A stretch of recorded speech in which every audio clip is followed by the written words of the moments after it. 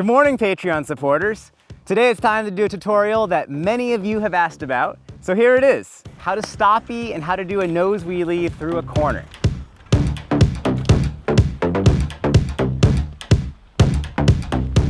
This is one of those things that looks really cool, but in all honesty, it's not that practical. The usage of this depends kind of on what you're doing. If you're actually racing enduros or cross country or downhill, honestly, I don't think you should do a stoppie really very often at all. It's a nice trick to have in your tool bag, but it's almost always faster to do a proper pump through a corner than it is to grab your front brake and get all squirrely and slow down enough to turn on one wheel. That's just my 2 cents. That said, if you're riding with your buddies and you want to do a little bit of mental intimidation, make them think that you're hot sauce, then definitely throw it into that nose wheelie through a corner and they'll think you're 10 times faster than you really are.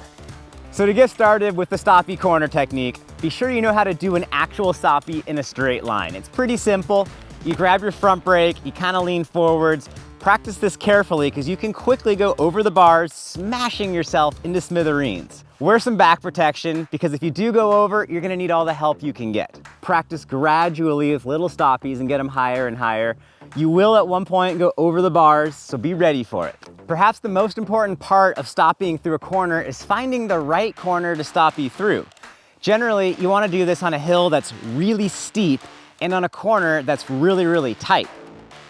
So one thing that I've learned over the years, and it took me a long time to figure this out, is that as you're doing a stoppie corner, you can actually make your radius decrease and have it get tighter, but you really can't make your corner get bigger.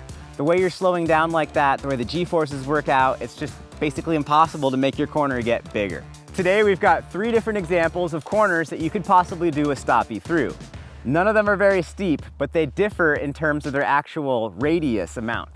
So once you've found the corner that you want to do a stoppie through, the first thing you're going to do is figure out what your line is going to look like. Keep in mind that you can't have your corner get bigger, but you'll probably want to have it get smaller, and your rear wheel is going to be outswinging way past your front wheel, so be sure you have enough clearance that you don't hit a tree, a friend, a puppy, anything like that. Yeah, you don't want to hit a puppy with your rear wheel, that would suck. As you initiate your stoppie, you want to actually be looking ahead to your exit point. This is going to do a couple things.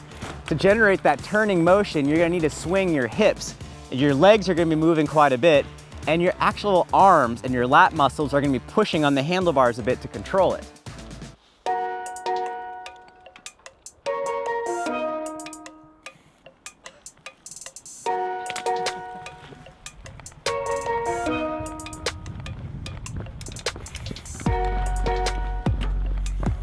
Keep your eyes fixed on the exit of your stoppie.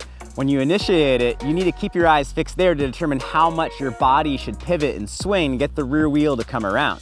The front wheel comes pretty naturally, and it's pretty easy to turn the bars with your arms. So perhaps the most secret thing about a stoppie corner is that you can actually balance pretty well fore-aft by using your lat muscles, pushing forwards on the handlebar to raise the rear wheel, pulling back on the handlebar to pull that front wheel down.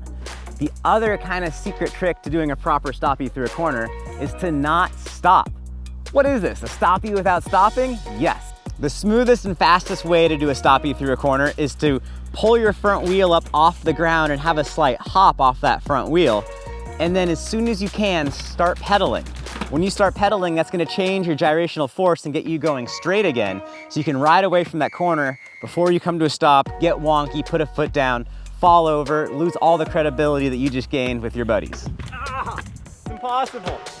I definitely think it's faster and way more consistent to pump through a corner, so keeping both wheels on the ground, coming in, weight forwards, and then transitioning to the back of the bike, pulling back on the handlebars, and getting that pumping motion going. Even if it's a very tight corner, pumping will almost always be faster. Now, a stoppie is a good tool to have, but honestly, try to hit corners normally. Sometimes you find a corner that's just too tight to ride normally, that's just too tight to do a proper pump in. Sharp corner. Can you ride that corner with like normally? Not really. That's super tight with that log coming on the inside. Like, this is actually a really good example of where a stoppie can sometimes help. The move was actually more of a nose pivot than a proper stoppie, but the techniques are very similar. If anything, a little nose pivot is a good building block to build up to a proper stoppie. No, tight corner.